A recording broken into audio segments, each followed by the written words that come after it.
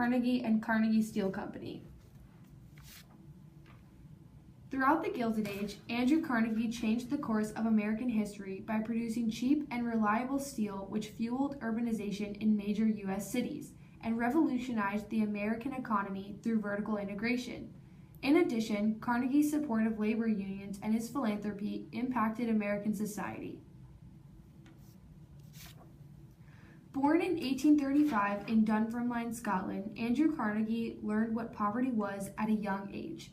His father, who was a weaver, lost his job after the Second Industrial Revolution brought about the steam-powered loom and deemed weavers unnecessary.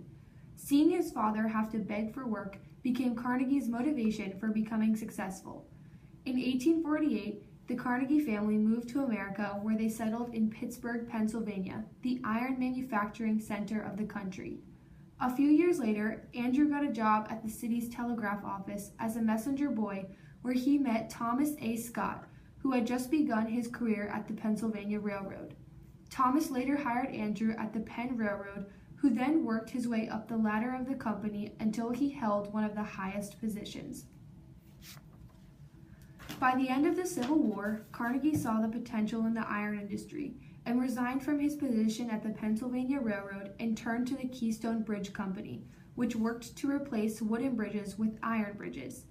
Within 3 years of working at the company, he had an annual income of $50,000 and would continue to make immense amounts of money for the next 30 years.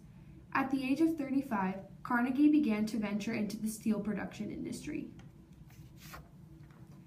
Andrew Carnegie's mass production of steel resulted in an urban explosion in the United States and was one of the greatest results of the Second Industrial Revolution. Initially unsuccessful, Carnegie persevered and perfected a procedure known as the Bessemer process, which involved injecting air into molten pig iron, which eliminated impurities. Carnegie's production of steel was an inexpensive process that was much more efficient than the production of iron. Carnegie hired the masters of steel production to help him run his business, which was based in the J. Edgar Thomson steel mills in Pittsburgh. Carnegie steel was relatively light and very durable, enabling it to be transported easily throughout the country. His business attained a monopoly over the American steel industry and overcame Great Britain as the #1 steel producer in the world. The mass production of cheap, reliable steel led to an urban explosion in the United States. Buildings in cities such as New York used steel as a framework to construct large structures and skyscrapers which housed thousands of city dwellers and urban businesses. Elevators and central steam heating were both developed and included in these buildings by using Carnegie steel. Large structures such as the Brooklyn Bridge and Grand Central Station were suddenly constructed to accommodate city dwellers. The public transportation system also used the steel to create subways and cable cars to effectively regulate everyday travel. Unlike most other industrial captains, Carnegie fought for the rights of laborers to unionize for the protection of their jobs. This was in part due to his belief in political egalitarianism, which he inherited from his Scottish parents, who were poor labor workers interested in eliminating inherited privileges.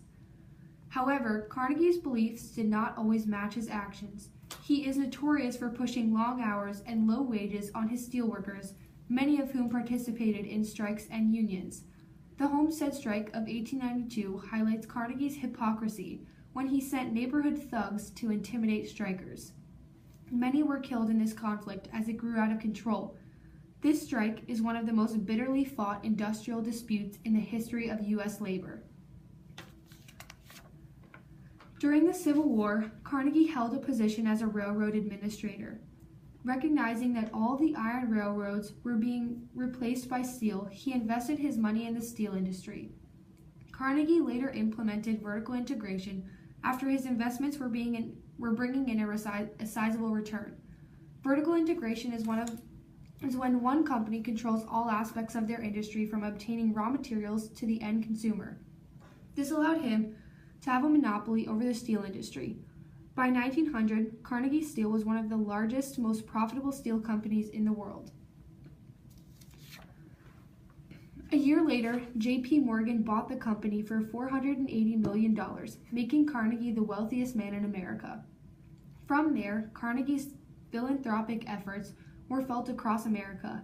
In total, he gave away $350 million. This money was used to establish Carnegie Mellon University, Carnegie Hall, and over 2,500 libraries. In The Gospel of Wealth, Carnegie explained that he thinks the rich have a responsibility to spend their money to benefit the greater good. This in turn led to the debate over whether or not Andrew Carnegie should be considered a robber baron or a captain of industry, because although Carnegie donated millions of dollars to charitable causes, he also exploited his workers for his own personal gain. Reflection. Today we learned that Andrew Carnegie came from a poor background but was able to become successful through the steel industry. Investing in the Bessemer process made Carnegie Steel Company the #1 steel producer in the world. Carnegie Steel Company greatly influenced industrialization by producing cheap, reliable steel. Carnegie implemented vertical integration to monopolize the steel industry. Although he was a philanthropist and supported labor unions, many people consider Carnegie a robber baron who exploited his workers.